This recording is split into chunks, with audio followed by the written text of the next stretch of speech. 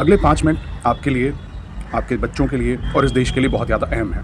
तो आपसे अनुरोध है, केवल और केवल 5 मिनट का समय दीजिए ताकि आपको इस देश के साथ जो गद्दारी हो रही है उसके बारे में सुचेत कर सकूं और आप सभी से एक छोटा-सा अनुरोध कर सकूं, जिससे आपके आने वाला कल, आपके बच्चों के आने वाला कल और इस देश का कल सभी संभाले जा सकते हैं, बचाए जा सकते हैं। आज अरावली का मुद्दा बहुत ही बड़ा मुद्दा बन चुका है और इससे शायद अब पूरे देश को समझ आ गई है कि सुप्रीम कोर्ट में बैठे हुए जज और जो ये फर्जी सरकार है, ये दोनों ही देश के हित में नहीं काम कर रहे।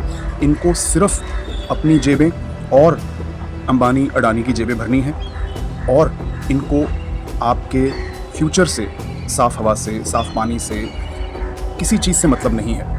इथेनॉल मामले में भी हमने देखा कि किस तरीके से सुप्रीम कोर्ट ने बिना सुने, चीफ जस्टिस ऑफ इंडिया ने किस तरीके से बिना सुने पिटिशंस को खारिज किया है। और क्यों? क्योंकि सिर्फ और सिर्फ सरकार आपकी जेबों पर अब ये अगला डाका डालना चाहती है। आपको महंगाई की मार जितनी वो मार सकते थे, आपने सोचा कि अब इससे और ज़्यादा क्या होगा, लेकिन इस एथेनॉल पॉलिसी के ज़रिए अब आप देख रहे हैं कि कैसे बिना पेट्रोल का रेट बढ़ाए उन्होंने पेट्रोल का रेट 20 से 30% बना दिया, क्योंकि आपकी गाड़ियों की एवरेज जो है वो 20 से 30 से 35% तक जो है वो कम हो गई है। साथ ही साथ गाड़ियाँ ख़राब हो रही हैं, रिपेयर, रेट्रोफिट किट्स, ये सारे खर्चे सरकार नहीं बियर कर रही, ये आपके सर डाले गए हैं। इतनी सरदर्दी के बाद और लाखों की संख्या में लोग अब कहेंगे कि बस अब और नहीं, देश छोड़ के चलते हैं, जिससे देश से और धन और नौकरियां और ख़त्म होंगी, बाहर जाएंगी। डॉलर रुपए के मुकाबले में और स्ट्रॉन्ग होगा और देश में कीमतें हर तरीके से बढ़ेंगी, इन्फ्लेशन बढ़ेगा, जीडीपी ख़राब होगी। तो सिर्फ और सिर्फ सरकार और उसके कॉरपोरेट क्रोनीज़, उनका फ़ायदा होना है। और हमने ये भी देखा है कि किस तरीके से जो कोई अपने हकों के लिए लड़ता है उस पर किस तरीके से आंसू गैस फेंकी जाती है, गोलियां चलाई जाती हैं, उनके ऊपर रबर बुलेट से अटैक किया जाता है। किसान जो कि सबको अन्न देता है, जिंदा रखता है, किस तरीके से पिछले साल उनके साथ साउंड कैनन्स तक, जिससे कि उनके सुनने की शक्ति ख़त्म हो जाए, वो तक डिप्लॉय करी गई। बॉर्डर्स को ऐसे बंद कर दिया गया जैसे कि पाकिस्तान की आर्मी आ रही हो, लेकिन जब पाकिस्तान के साथ जंग है तो वहाँ पे सीज़ फायर कर देंगे ये लोग। ये इतने बड़े देशद्रोही हैं और वही सरकार जो किसानों के साथ इस बर्बरता से काम कर सकती है, उसी ने मणिपुर में हज़ारों की तादाद में वेपन्स लोगों को बांटे, लाखों की तादाद में गोलियां बांटी और हज़ारों की ही तादाद में बम बांटे। और इसीलिए आज 2.5 साल बाद भी मणिपुर जल रहा है।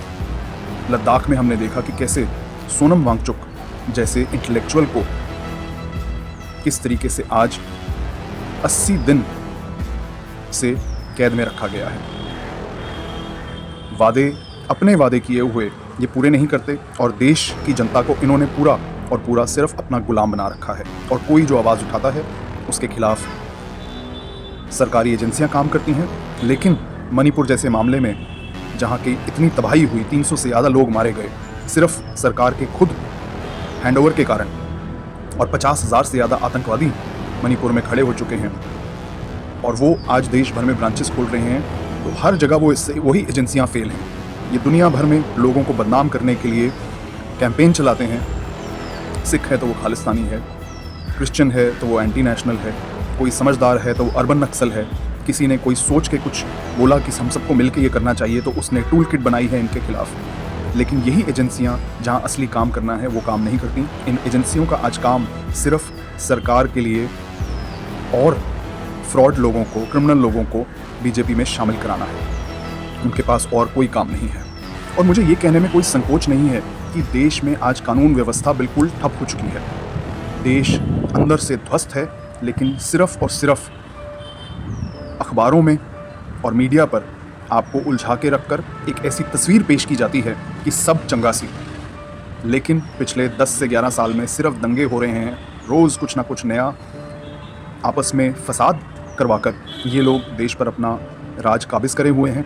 और जब तक इनको गद्दी से हटा के आप बाहर नहीं फेंकेंगे, किसी की भी दुविधा सुलझने नहीं वाली, ये और उलझेगी। अरावली, निकोबार, हंसदेव, सबको काट के भी इनका पेट नहीं भरने वाला। आपकी गाड़ियों में से तेल निकाल कर भी इनका पेट नहीं भरने वाला। ये अंग्रेज़ों से भी और बदतर हैं कि जितना अंग्रेज़ों ने लूटा उससे ज़्यादा लूट चुके हैं। अब आपको ये सोचना है कि क्या आप और लूटना चाहते हैं या अब चाहते हैं कि ये विराम हो। और अगर आप चाहते हैं, जो मुझे पूरी उम्मीद है कि हर कोई आज दिल से यही चाहता है, क्योंकि देश की जनता ने 2024 में इन लोगों को वोट आउट किया, न केवल 2024 में लेकिन 2019 में भी इनको वोट आउट किया, लेकिन ईवीएम और इलेक्शन कमीशन की धांधली के कारण ये पिछले 2019 से आज देश में कब्जा करके बैठे हैं। तो आइए उस जगह पे एकत्रित हों जहां से हम सभी की दुविधाओं का हल है, और वो है सुप्रीम कोर्ट ऑफ इंडिया और इलेक्शन कमीशन ऑफ इंडिया। बार बार मैं कई जगह ये कहता हूँ कि जितना नुकसान इस देश का सुप्रीम कोर्ट के जजेस ने किया है या सुप्रीम कोर्ट ने किया है, उससे ज़्यादा नुकसान पाकिस्तान और चाइना भी मिलकर नहीं कर सके। आज ये कहने में भी कोई बड़ी बात नहीं है कि ऐसा लगता है कि सुप्रीम कोर्ट पर ही पाकिस्तान, चाइना और अमेरिका का, इजराइल का कब्ज़ा है। इसीलिए हमारे सुप्रीम कोर्ट के जज ऐसे ऐसे वर्डिक्ट्स देते हैं कि आप स्तंभ रह जाते हैं और हताश हो जाते हैं कि अगर सुप्रीम कोर्ट भी आपको राहत नहीं देगा तो आप कहाँ जाएंगे। नीट के एग्ज़ाम में भी हमने देखा कि किस तरीके से एक पेपर जो लीक हुआ उसमें चीफ जस्टिस ने और उसके साथ के जजेस ने किस तरीके से सबको बाइज्जत बरी सा कर दिया।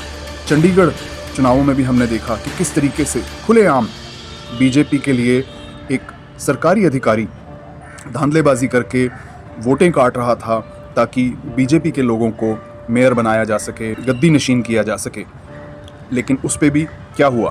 क्या ऐसे क्रिमिनल एक्ट के लिए चीफ जस्टिस ऑफ इंडिया ने कोई सख्त कदम उठाया या उसको सज़ा दी? नहीं। लेकिन सज़ा किसको मिलती है? आम आदमी को। आज देश में साफ़ हवा, साफ़ पानी नहीं है, लेकिन वो सब सुप्रीम कोर्ट के जजेस की प्रायोरिटी नहीं है, और प्रायोरिटी है कि हम किस तरीके से और जंगलों को काटने दें और देश में तबाही हो, ताकि आने वाली पीढ़ियां जो हैं वो सांस भी ना ले सकें। इन लोगों ने सबने अपने बच्चों को देश से बाहर भेज दिया है, जितने भी बड़े मंत्री हैं, जितने भी बड़े अधिकारी हैं, जुडिशरी में हैं। लेकिन आपके पास, देश की 99% से ज़्यादा जनता के पास देश छोड़ के जाने का कोई भी जरिया नहीं है।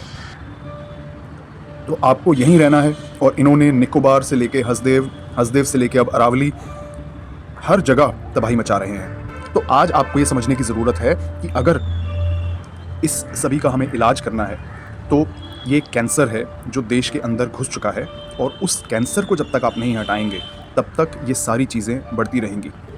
तो अगला सवाल आपका यही है कि इस कैंसर का इलाज क्या है? इस कैंसर का इलाज है कि देश भर से जो भी किसी भी तरीके से पीड़ित है, प्रताड़ित है, वो सभी कैंसर की जड़ में आए, जो है सुप्रीम कोर्ट ऑफ इंडिया। ये है आज का लाल किला। पुराने कालों में सिख फौजों ने लाल किले को कई बारी जो है कैप्चर किया। आज एक बारी फिर ज़रूरत है कि पूरा देश, जो आज के दो लाल किले हैं, एक सुप्रीम कोर्ट ऑफ इंडिया और दूसरा इलेक्शन कमीशन ऑफ इंडिया, इन दोनों लाल किलों पर जनता वापस से अपना हक इस्टेब्लिश करे। और उसके लिए मैं आप सभी को आज एक बहुत बड़ा आह्वान दे रहा हूँ। 6 जनवरी को आइए देश भर से दिल्ली में एकत्रित होइए, और हम सुप्रीम कोर्ट पे हम जाके वो धरना लगाएंगे जो आज आप अलग अलग जगहों पे लगा रहे हैं। चाहे कोई इथेनॉल की लड़ाई लड़ रहा है, चाहे कोई जवान अपने हक की लड़ाई लड़ रहा है, चाहे आप आज अरावली बचाने के लिए लड़ाई लड़ रहे हैं, चाहे आप किसी भी तरीके का आपके साथ अपराध हुआ है, गलत हुआ है, उसके लिए आप लड़ाई लड़ रहे हैं, उस सब की जड़ देश की सबसे बड़ी अदालत है, क्योंकि ये कैंसर वहीं से फैलता है। तो आइए 6 जनवरी को हम सभी सुप्रीम कोर्ट के आगे लाखों की संख्या में एकत्रित हों, और उसके पश्चात हम इलेक्शन कमीशन ऑफ इंडिया के सामने भी बहुत भारी संख्या में, लाखों की तादाद में हम एकत्रित हों, और इलेक्शन कमीशन ऑफ इंडिया जो फर्जी चुनाव करा रहा है, जो लोगों के वोट काट रहा है, और जिसने इस फर्जी सरकार को एक बारी फिर देश की सरकार पे काबिज किया है, उसको भी हम सुधारें। और वहाँ इन दोनों कॉन्स्टिट्यूशनल इंस्टीट्यूशंस पे जब एक बारी फिर देश की जनता अपना हक जमाएगी तो देश तभी बच पाएगा। आपसे इतनी छोटी सी उम्मीद कि आप इस मैसेज को सारी जगह, हर तरीके से, हर ज़रिए से शेयर करेंगे, घर घर पहुंचाएंगे, ताकि जो कोई भी प्रताड़ित है उसको आज ये पहला संदेश मिल जाए कि पूरे देश ने 6 जनवरी को सुप्रीम कोर्ट पे एकत्रित होना है, और वहीं से इस देश के सुधार की नई लहर शुरू होगी। शुक्रिया, नमस्कार, आदाब, सत श्री अकाल, गुड इवनिंग जूले। ओए रुक रुक रुक रुक, पेड़ काट के लेके जा रहा, जुर्माना लगेगा, नीचे रख। अरे साहब पेड़ नहीं है, बकरी के लिए डाली लेके जा रहा हूँ। अरे कुछ भी हो, जंगल के अंदर कुदाड़ी ले जाना मना है। क्यों? अरे जंगल नष्ट हो जाएगा। वाह साहब, गांव का किसान आदमी जंगल से रोटी बनाने के लिए लकड़ी नहीं ले जा सकता, पशुओं के लिए डाली और चारा नहीं ले जा सकता। उधर बड़े बड़े उद्योगपति फैक्ट्री बनाने के लिए पहाड़ पे पहाड़ काटे जा रहे हैं, उनके हिसाब से नियम बनाए जा रहे हैं। खनन का कामकाज कितना तेजी से चल रहा है, विकास के नाम पे पेड़ काटे जा रहे हैं, उससे आपके जंगल नष्ट नहीं हो रहे और आप भी उनको रोकने के बजाय हमको पकड़ रहे हो। बात तो सही है। चल एक काम कर, डाली आज तू लेके जा, कुलाड़ी चौकी पे आके लेके जाना।